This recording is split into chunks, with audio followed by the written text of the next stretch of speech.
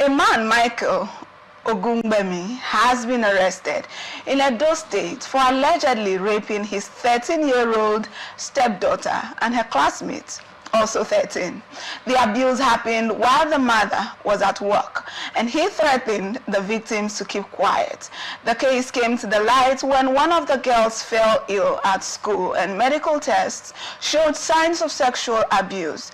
The suspect confessed, blaming the devil for his actions. Ogungbemi has been handed over to the police for further investigations and prosecutions. Another sad one. Before I say anything, what do you make of this report?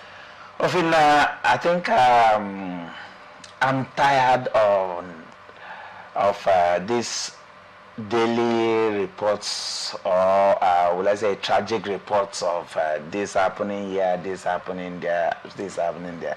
You see, this one again, how can in this same society of ours, a grown-up man married, living with a wife and the stepdaughter, will have the guts to go after this same daughter?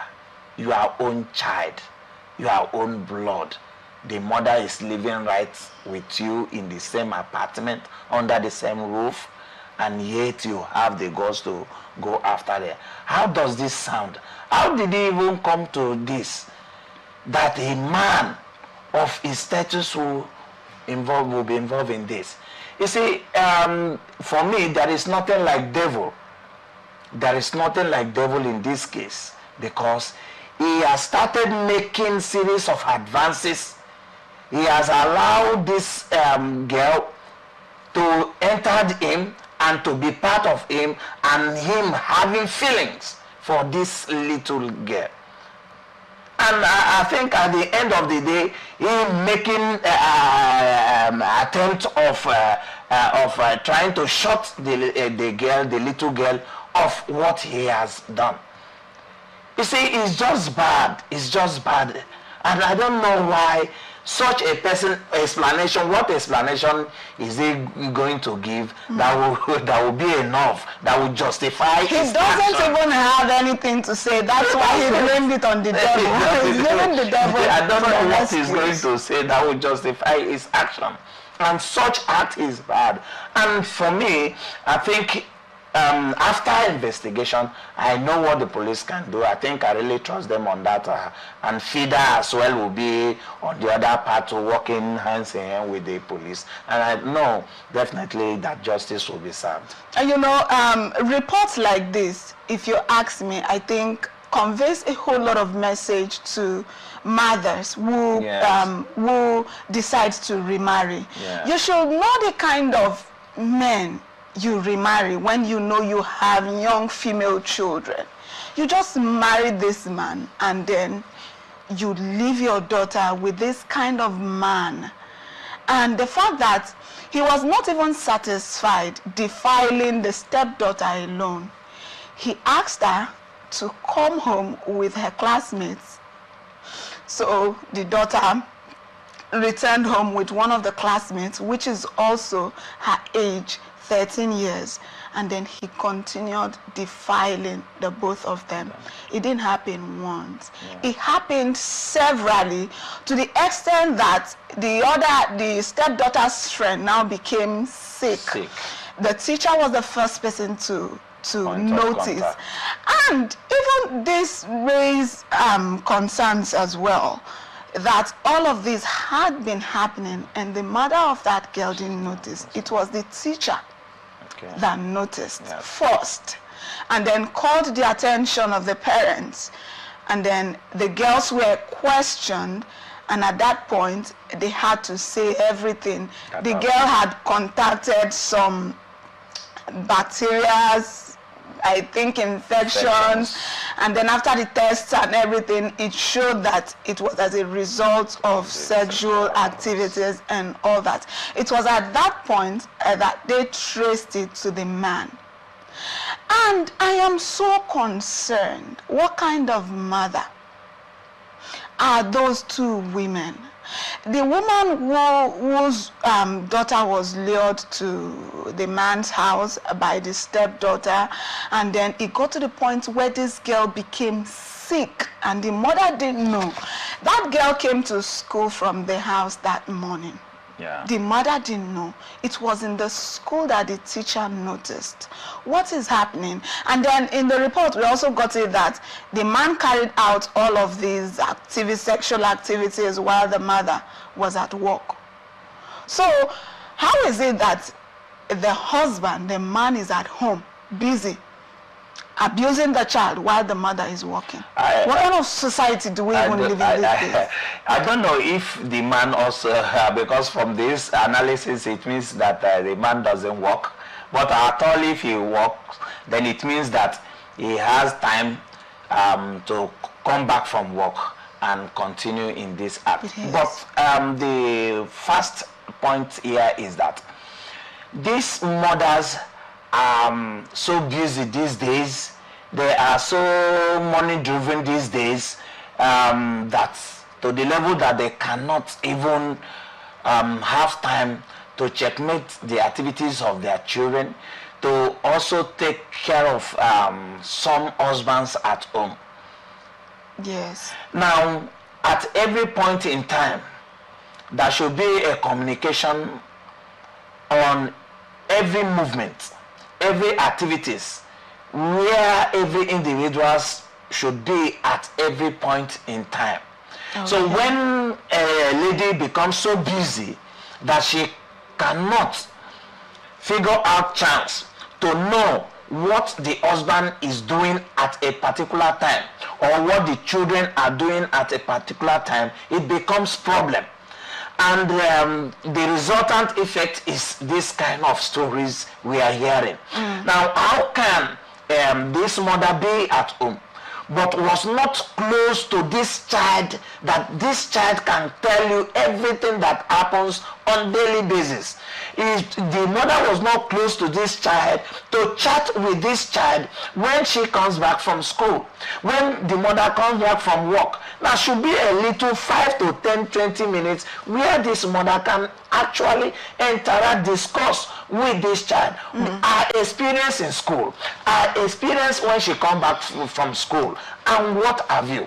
And again, these mothers are into some kind of behavior where they permit their children to serve their husband, take over their own responsibilities at home. And what are you inviting? What are you trying to tell the man? That you don't have the time to make food for your husband, that you don't have the time to take care of your husband. You ask your children to take care of your, make food for your husband, put water for him to bathe, make sure he eats and sleep. While you, the mother, you are busy because of one business or the other. It is a fair system or practice when it comes to family and marriage. Talking about busy schedules of mothers and how it is affecting our children. Now, if you take a walk through the hands of time to the old days, when our mothers had us, you know, back then, the normal way was that the man goes out to work and provide for the family. And then the woman stays at home and takes care of the family, takes care of the children. And then we didn't record a whole lot of all these that we record these days. Now, in as much as I'm not an advocate of jobless women who are idle and depend fully on their husbands. For instance, yesterday, we discussed a report where a pastor was saying that men should avoid marrying women who are not financially independent. So if the woman is not financially independent, don't marry her. And a lot of women now have this mentality that as a woman you have to work so hard and you have to have your own money for a man to respect you.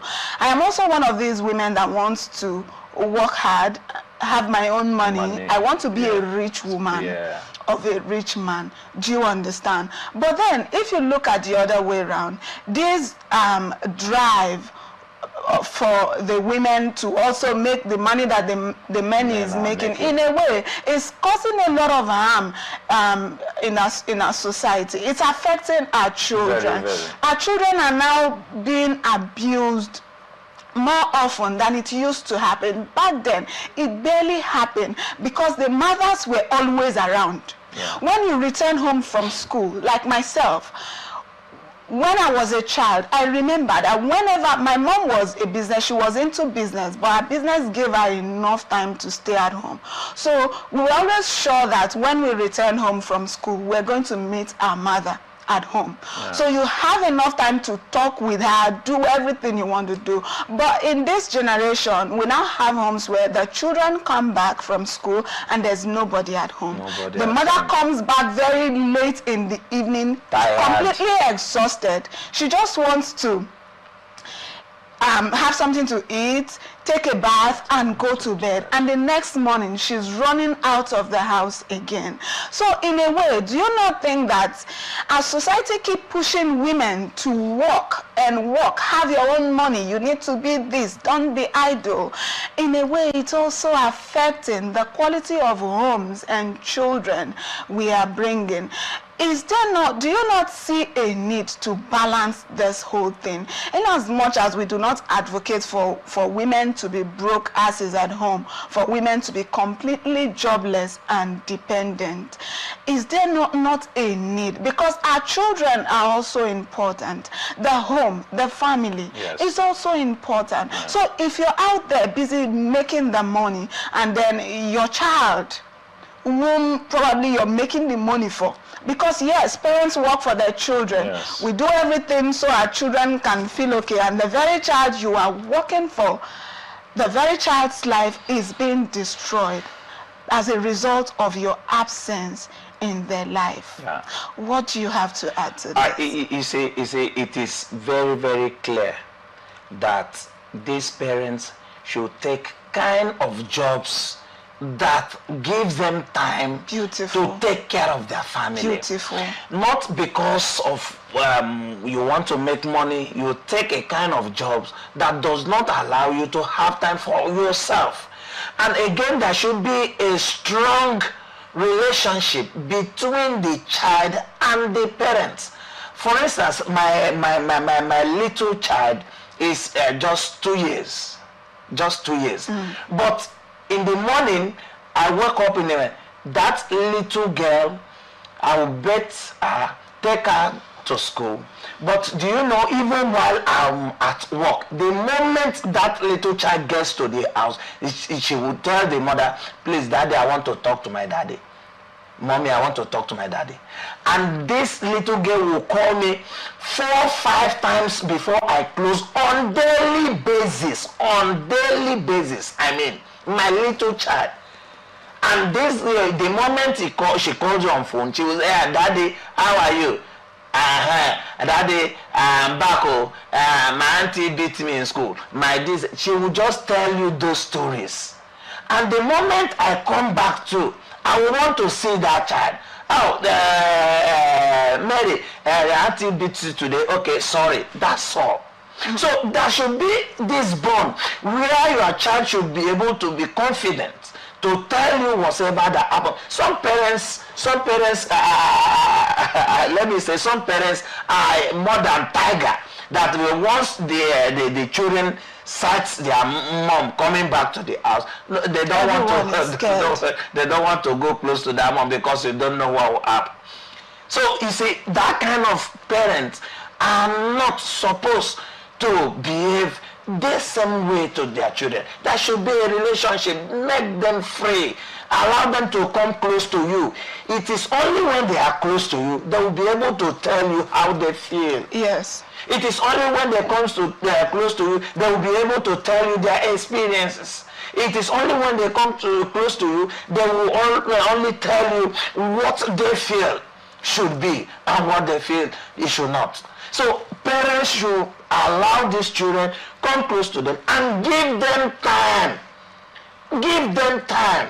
If you don't have time to even advise your, in those days in primary school, they said the family is one of the is the primary agent of socialization. Yes. So when the family is there, the first point of contact of every child is the family. And who are this family? The parents. That is the mother and the father. Mm-hmm. So when the child looks for this social aspect of discussion, social aspect of interaction, playing, telling our own story, and this child is not saying, then how do you think this child will feel?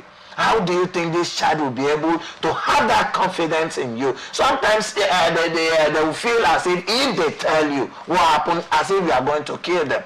So they will not tell you. So make them feel love. Make them come close to you so that they will be able to tell you their experiences at every point in time.